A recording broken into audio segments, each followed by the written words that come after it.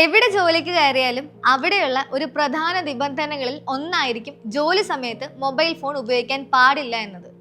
എന്നാൽ ജോലി സമയത്ത് മൊബൈൽ ഫോൺ ഉപയോഗിക്കാമെന്ന ഒരു തീരുമാനം വന്നിരിക്കുന്നത് ഇപ്പോൾ വലിയ വാർത്തയായി മാറിയിരിക്കുകയാണ്. ഈ ഇളവ് ഏതെങ്കിലും സർക്കാർ സ്ഥാപനങ്ങളിലോ സ്വകാര്യ സ്ഥാപനങ്ങളിലോ എന്തിന് ഇങ്ങ് ഭൂമിയിൽ പോലും അല്ല കേട്ടോ, പിന്നെ എവിടെയാണെന്നല്ലേ, അമേരിക്കൻ സ്പേസ് ഏജൻസിയായ നാസയാണ് ഈ വലിയ ഒരു തീരുമാനം എടുത്തിരിക്കുന്നത്. അതായത് അമേരിക്കയുടെ സ്പേസ് നിയമങ്ങളിൽ മാറ്റം വരുത്തി എന്ന് ചുരുക്കം. ഇനി മുതൽ ഐഫോണുകൾ ഉൾപ്പെടെയുള്ള ആധുനിക സ്മാർട്ട് ഫോണുകൾ ബഹിരാകാശത്തേക്ക് കൊണ്ടുപോകാൻ ബഹിരാകാശ യാത്രികർക്ക് സാധിക്കും. ഇനിയുള്ള ബഹിരാകാശ ദൗത്യങ്ങളിൽ ഫോണുകൾക്ക് നിയന്ത്രണം ഉണ്ടാവില്ല. നാസ അഡ്മിനിസ്ട്രേറ്ററായ ജാരഡ് ഐസക്മാൻ ആണ് ബുധനാഴ്ച ഈ കാര്യം സ്ഥിരീകരിച്ചത്.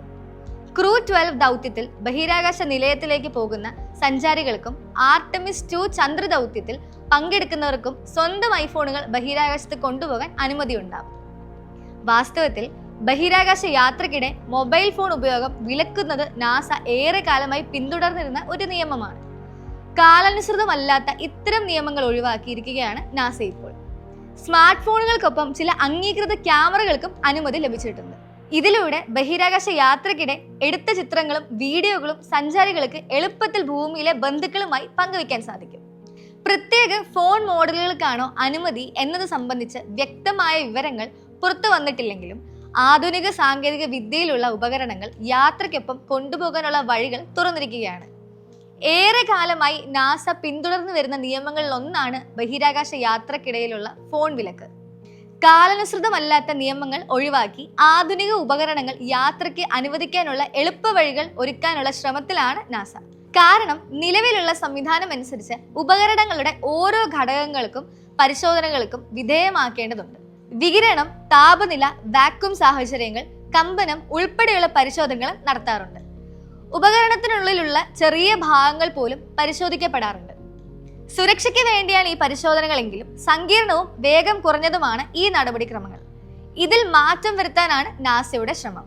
ഉദാഹരണത്തിന് ഈ വർഷം വിക്ഷേപിക്കാൻ ഒരുങ്ങുന്ന ആർടെമിസ് 2 ദൗത്യത്തിൽ ഉപയോഗിക്കാൻ തീരുമാനിച്ച ക്യാമറ 2016 പുറത്തിറങ്ങിയ ഒരു നിക്കോൺ DSLR ക്യാമറയാണ്.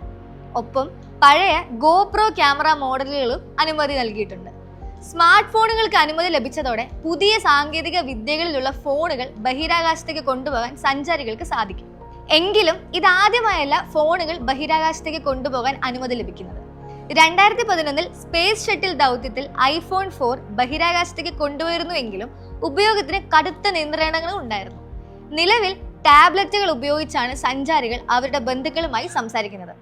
എന്നാൽ നാസയല്ല കേട്ടോ ബഹിരാകാശ ദൗത്യത്തിൽ ഫോണുകൾ ഉപയോഗിക്കാൻ ആദ്യമായി അനുമതി നൽകുന്ന ഏജൻസി.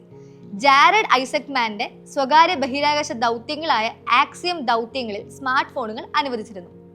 ഇപ്പോൾ നാസയും അതേ പാത പിന്തുടരുന്നു എന്ന് മാത്രം. ഒരു കാലത്ത് ബഹിരാകാശം ശാസ്ത്രജ്ഞർക്കും നിയമങ്ങൾക്കും മാത്രമായിരുന്നു. ഇന്ന് മനുഷ്യരുടെ കൈവശമുള്ള സ്മാർട്ട് ഫോണുകളും അതിന്റെ ഭാഗമാകുന്നു. നിയമങ്ങൾ മാറുമ്പോൾ ബഹിരാകാശവും മാറുകയാണ്. സാങ്കേതിക വിദ്യ മനുഷ്യനെ പിന്തുടരുന്നില്ല, മനുഷ്യനൊപ്പം തന്നെ ബഹിരാകാശത്തേക്കും യാത്ര ചെയ്യുകയാണ്. ചുരുക്കത്തിൽ പറഞ്ഞാൽ ബഹിരാകാശവും മനുഷ്യരും ഇനി കൂടുതൽ കണക്റ്റഡ് ആവും.